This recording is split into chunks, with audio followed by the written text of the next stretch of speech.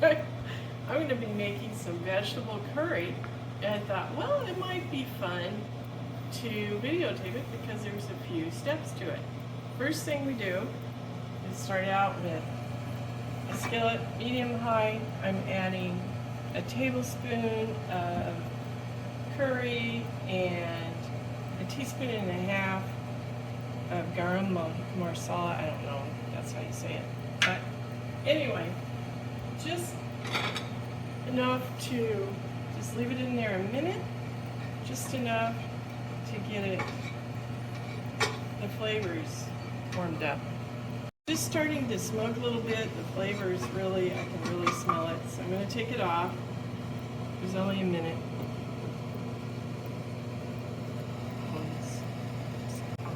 So after you brought out the flavor, the aromatics of the curry, put it in a small bowl and set it aside. In another small bowl, add the oil, add a tablespoon of the oil, which any vegetable oil. I used avocado oil and garlic, ginger, serrano, and tomato paste. Tablespoon of tomato paste. Uh-oh, I should get a spatula out to get the rest of that. Okay, oil, tomato paste, cut,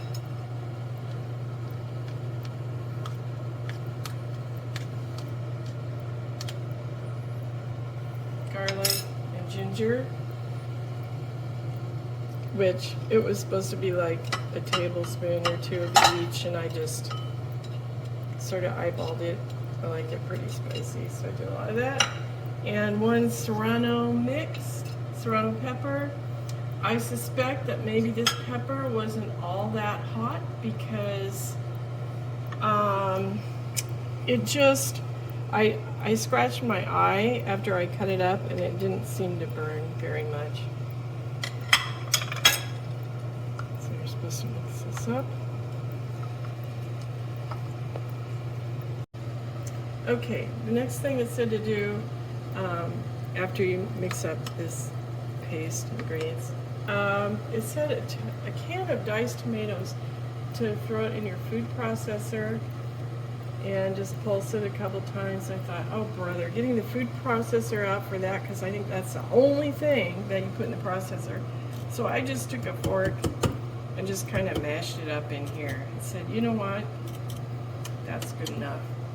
Okay, now you're supposed to heat 3 tablespoons of oil in a Dutch oven.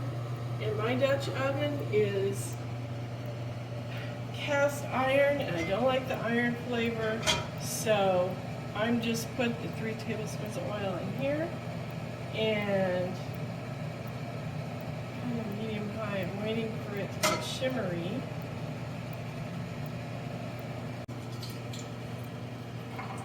So now that the oil is hot, it says to add the onions and the potatoes. Ooh, it's a little too hot.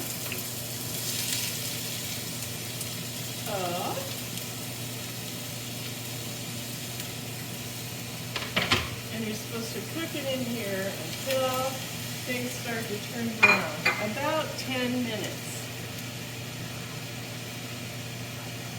Oh, there was 2 cups of onion and 14 ounces of half-inch diced golden and red potatoes.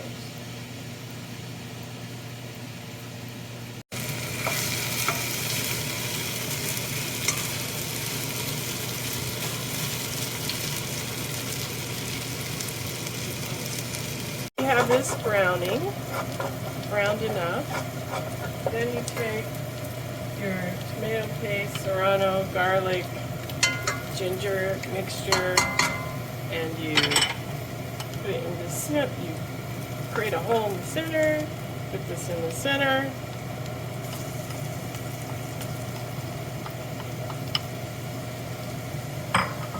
Heat on medium, and you mash it up a little.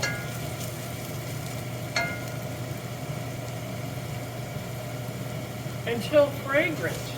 Wow, 15 to 20 seconds. I don't know if that's long enough, but oh, it's a little bit fragrant.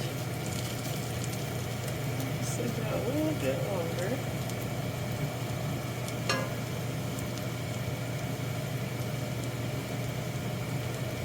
And then you stir it into the vegetables. Okay.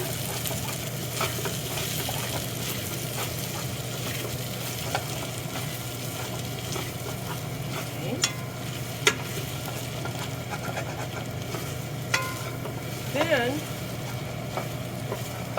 you take your toasted spices and cook, stirring constantly for 1 minute. Doesn't take very long.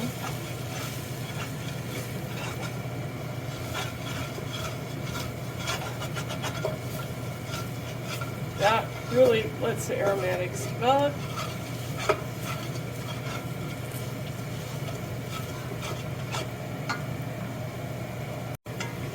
Now you add 1.25 pounds of cauliflower florets, and you stir that in there and you cook for a couple minutes.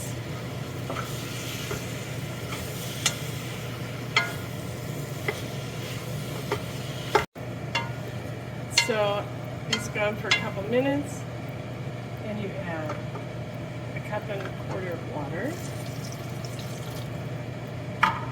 your tomatoes that you sort of smash into a can,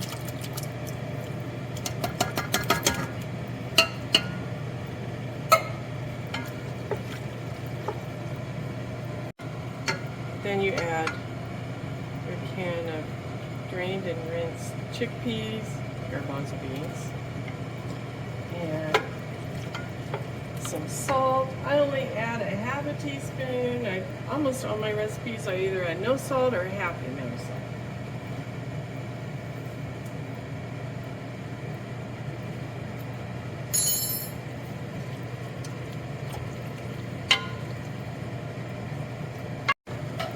So you bring it up to a boil, which it is. It's just starting to boil. It was.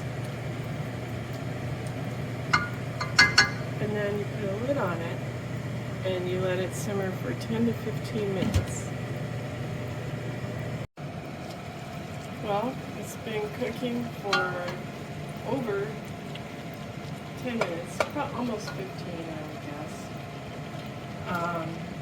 So I had tasted it and decided it wasn't spicy enough, so I'm adding more toasted curry, and it wasn't hot enough, so I'm going to add a few red peppers. We talked about what kind of heat should we add. That's what we finally decided on, Frank and I. Okay, then the very last thing you add is the peas. These are just 1.5 cups of frozen peas. I let them sit on the counter and get thawed-ish. And 1/4 cup of cream or coconut milk. And then you just cook it for a couple minutes more, and you serve it on rice. I also started some rice.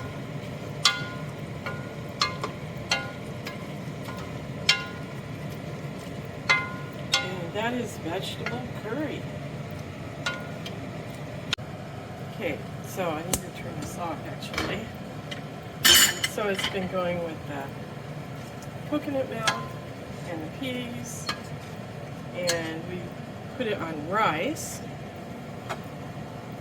And in hindsight, I think I would use Pansy's curry because they just seem to do a really good job of those types of spices. You can order it online, or we're lucky here in the KC metro area, we have a Pansy store.